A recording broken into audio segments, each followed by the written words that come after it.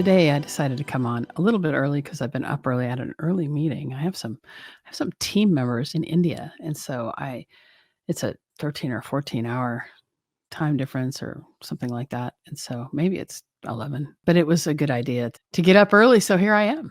So welcome. I'm Dr. Michelle Gordon. You guys know me, and thanks so much. So today we're going to be talking about menopause and weight. So menopause and weight, right? Anybody else like pile on a ton of weight? When I got menopause, I piled on about 50 pounds. And it took me quite a while to figure out how to lose that weight. One of the ways, one method that you can use to possibly help you shed some of that weight. But anybody else with weight issues in menopause? Because that was one of my biggest complaints, that along with being moody and not sleeping. So we're going to talk about intermittent fasting today. And on the Menopause Movement Podcast this week, we welcomed Diane Parham. So Diane teaches fasting for today's aging woman. And today I want to share some of the benefits of intermittent fasting and to let you know some of the different ways to fast. Fasting for me was always steeped in religion. I was raised Catholic, and I learned all about Jesus and his 40-day fast while he was being tempted. And during my teenage years, I was kind of religious, and so I would do these fasts trying to prove my loyalty to God or something. I'm not really sure. So I would do these prolonged fasts, and it was because I thought I had to, right? So if anybody's ever fasted before, because out of a religious reason, I'd like to know from you. You just put a comment in, or put a comment later on the replay. But as I went through medicine, and now later on reading research and stuff, we've discovered that intermittent fasting can actually be helpful. So it's become more and more prevalent in the media, and we're seeing more research on it than ever before. So what is it? What is intermittent fasting? It's simple. You just don't eat for a period of time. Although we like to make fun of the millennials, and basically you can skip breakfast, right? And that could be considered an intermittent fast. So leave it to the millennials to call skipping breakfast something like intermittent fasting. But that's just a joke. I mean, it's kind of funny. But you don't eat for a period of time, and everybody fasts while they're sleeping, right? So during a fast, it's okay to have water, coffee, or tea that has no sugar, milk, or cream. And that's because when you fast, it's a matter of no calories, right? But also, if you're doing a little bit longer fast, and if you're super hungry, consuming less than or equal to 40 calories does not technically break a fast. And then other people will use nuts during a prolonged fast that's, let's say, greater than 18 hours to stave off hunger. And the recommendation is usually around 10 almonds or 3 to 5 macadamia nuts or 3 to 4 Brazil nuts. And the fat that's in the nuts can help keep you full and stave off that hunger. But another thing is that you can consume bone broth during a fast, especially if you find hunger uncomfortable. And that was my biggest issue, was when I would do a fast, I would be like, I'm so uncomfortable because I just want to eat. And we're conditioned in society that eating is not only a social activity, but it's like a sensory pleasure activity, right? And so how is it that we can not eat and still feel okay? So if this is resonating with you, let me know. Put a yes or a 1 in the comments. So there's a few types of fasting. There's a circadian fast, which is like a sunset to the morning. There's a 16-8 fast where you don't eat for 16 hours, but you can eat in an 8-hour window. That's I think can be kind of dangerous because that's a long time where you could probably overeat. There's an 18-6 fast where you fast for 18 hours and then you have a 6-hour window of eating. And that's usually like 2 meals a day. The 16-8 is usually 3 meals a day, but you still, you have to be careful because it's so easy. Just, if you're eating 3 meals, you have to be careful because it's really easy to overeat. But you can always overeat. So I think there's a huge part, like, because when we fast, if you're doing, especially if you're doing intermittent fasting where you're not eating for a period of time and if you're like starving, like so hungry, right? then when you break your fast, it can be really easy to overeat. So it's important. And I've had this happen where I was traveling and I was trying to do intermittent fasting, and I was so hungry, I just ordered like 3,000 calories, and then, but so you have to be super mindful. And so it's really important for us to practice being in the present moment when we're doing fasting. And that's one thing I really love about doing intermittent fasting, because it helps to keep me in the present moment. And one of the things that Diane says on the podcast is that hunger is where the magic happens. And when you can reframe it, when you can rethink it and say, okay, I'm hungry, but the magic is happening now because my body is doing all these things with this energy it doesn't need to use to digest, right? So that's another way of rethinking it, especially if you want to lose some weight. And we've had pretty good success in the Menno system with people who are doing intermittent fasting and then having kind of a keto-like lifestyle, who've dropped, for the UK people, more than 2 stone. For the US people, it's 30, 35 pounds. And then for the people who are in the metric system, 15 kilos plus. So a good portion of their body weight they've been able to lose by following this method.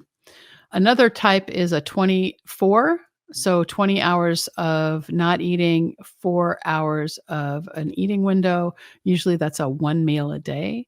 And this is the most advanced, but maybe one of the best for inflammation, especially for women. And Diane talks about this a little bit more in the podcast. So you can go to the Menopause Movement Podcast and, discover more about intermittent fasting with her. But I just, this is kind of what I've been practicing this week. And the first day was kind of hard, but it's gotten progressively better. And it's been interesting to kind of observe myself, but I do have to stay in the present moment. So the other thing is, when there's a guy who teaches something called Eat, Stop, Eat, and he says just don't eat for 1 day a week. That's another way to do it. And then you can do more of a prolonged fast for 36, 72 hours or 7 days. Now, I don't recommend a prolonged fast without some sort of medical supervision. Susan says, I have a history of eating disorders, but find the longer I go without food, I don't want it. Is it possible for a previous anorexic to fast without their head going back to where it often goes? Well, Susan, that's outside of the scope of what I do. That is more of a question for a psychologist. I think that if you're ensuring during your feasting window, so it's the fast and then the feast. And if you count your calories and make sure you're getting at least 1,500 calories during that time, then yes, it's certainly possible. But it could also be, especially if you're with a lot of body image issues, because a lot of the anorexic, from my understanding, I'm not a psychologist, or a psychiatrist, but a lot of the issues with anorexia are body image issues. So a lot of dysmorphia, where women who are, emaciated and starving still look at themselves as fat. And so if you're able to keep your headspace proper, then yeah. But I would say for someone like you, you may want to consider an accountability partner and give them permission to tell you that you're losing too much weight or your head isn't right. So that you got to be really careful, because the last thing you want is to go back into that space where you're starving yourself. So that's really important. In terms of the prolonged fast, again, 36 hours or more can help to reset the immune system. And I've read studies that have showed that a 72-hour water fast can completely reset the immune system. But again, I wouldn't do a prolonged fast without some medical supervision. There are some places that will give you like a 1-week fast where you get to have a little bit of broth and some almonds and things like that. And it kind of keeps the body from going into starvation mode. There's some studies that happened with military guys way, way, way back. We learned this in surgery school. I'm a surgeon.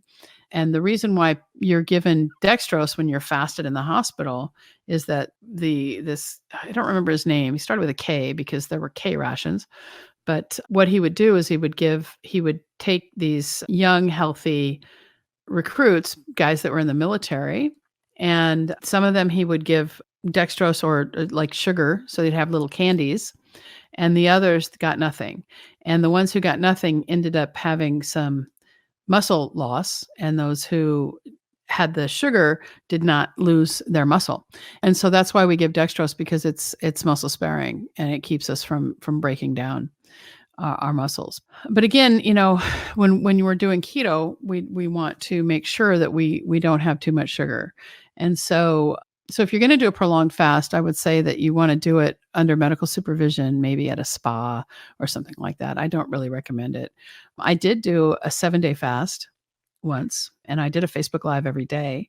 And after about 3 days without food, maybe 4 days, I started feeling really sad. And it was really good because I was able to, I now am able to more kind of commiserate with my patients to understand about fasting, and how it makes you feel. But it's also it's really hard, because after about 2-3 days, it's just the energy can lull as you're getting used to going into ketosis. So it can be hard. So Amanda writes here, since I joined the Menno system and the membership last July, I started intermittent fasting not long after I joined and did the 16:8 ratio and have lost 2.5 stone. So that's about 35 pounds or 15.5 kilos or something. Since watching Diane Parham's podcast on Wednesday, I've now increased it to 24 ratio. I have some nuts, water, coffee, and tea during the 20 hours, and I'm finding it okay at the moment. That's great. I have so much more energy and feel much better in myself. Yeah, a lot of people will say that when they're not taking that energy that they usually use for digestion, they're able to think a little bit more clearly. And this is something that intermittent fasting can have kind of a ripple effect in your life, because it can help with your moods. It can help with your brain fog as you clear out toxins and, kind of detox your body. But again, I don't recommend going into a 24 fast without some supervision. And to hear the whole conversation with Diane and discover more about intermittent fasting and about menopause in general, subscribe to the Menopause Movement Podcast on Apple, Spotify, Google, or wherever you get your podcasts. Diane also has a course that she teaches, a 3-week course that helps women understand how to do a fast. And if you go to drmichellgordon.com/podcasts, you can get the show notes and a link to her course. Don't forget to subscribe to the podcast and leave us some reviews, because the podcast, we have different guests every week. And this next week, I think we're talking about anxiety again, because that's our most downloaded episode. We've got a couple of episodes with Dr. Green on hormones, so you can go back and watch those. We have Stephanie talking about the Enneagram. That's pretty popular. We had Demi come on and talk about how to get your story out and write a book. We had Deirdre Fay come on and talk about relationships and self-discovery. We've had a few women who help, discover how you can make this next part of your life the best part of your life. Pelvic floor and core, get the body you want. There's a lot of really, really great info on the podcast. So make sure that you check that out. Thanks for listening to this episode of the Menopause Movement Podcast. I'm your host, Dr. Michelle Gordon, and I wanted to take a moment to share what one of our community members has achieved since she's been working with me. Amanda has had an amazing transformation. Amanda was struggling with joint pain, hot flashes, forgetfulness, sleeplessness, weight gain, and an angry mood. In addition, she lost her confidence and self-worth as menopause crept up on her. Since joining the Menopause Movement membership, Amanda's quality of life has improved in ways no one could have predicted. She has truly transcended the symptoms of menopause and is now living her best life. This is what I want for everyone in the community. Take a listen to Amanda's story. I just want to show you what's possible when you join the community and do the work. Transcendence is available for you too. Now here's Amanda. Hi, my name is Amanda. I am 54 years old and I live in the UK. At this moment in time, I'm in a fairly good place in my life. Recently, I've lost 18 pounds and I feel healthier and more content than I have done in a long time. However, it hasn't always been this way. Back in October 2011, I had an accident which resulted in a serious injury and surgery and subsequently changed my life forever. And over the next few years during my recovery, menopause crept up on me, but I didn't realise what was happening straight away. I started suffering from more joint pain. I went from always being cold to feeling like I was going to internally combust several times a day. I was getting really forgetful, my sleep pattern was terrible, I piled the weight on and looked pregnant, and I felt angry all the time. When things were at their worst, I felt incredibly alone and very down. I lost my confidence and self-worth, and I felt completely misunderstood and confused about what was happening to me. I received very little support or information from my GP, and there was limited information on the internet, but what I really wanted and needed was someone to talk to. The turning point for me was at the beginning of July 2019, when completely by accident, I came across Dr. Michelle Gordon's Facebook page on the Menopause Movement. At that time, she was doing daily live streams, and I started listening to them. I related to a lot of what she was saying, and I was really interested in the variety of topics about menopause that she was talking about, the alternative ways to manage menopause symptoms in a more natural way, and how your mindset is the key factor to transforming your life more positively. I was also really interested to listen to the other ladies in the group and what they had to say. Ladies who had been or were still suffering from similar symptoms to me. How a lot of them have been able to manage their symptoms much better, and how they have turned their lives around and embraced menopause instead of treating it like a demon.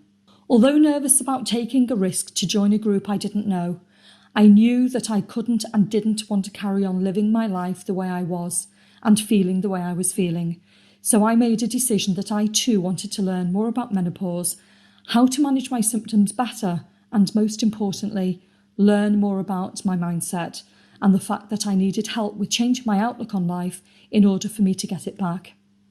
Life is nowhere near perfect, and some days I still have my struggles, but on the whole, I can honestly say that I am in a much better place than I have been for a long time, and for my down days, I understand better how to manage them so they don't get out of hand.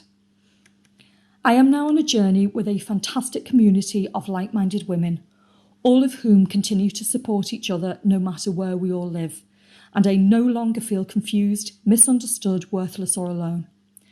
For me, this group has been both a lifesaver and a life changer, and most importantly, the one-to-one private coaching sessions that are available with Dr. Gordon as part of the membership have been invaluable to me. They provide me with an opportunity to discuss more difficult and private issues that I am struggling with, and an opportunity to find solutions to address them.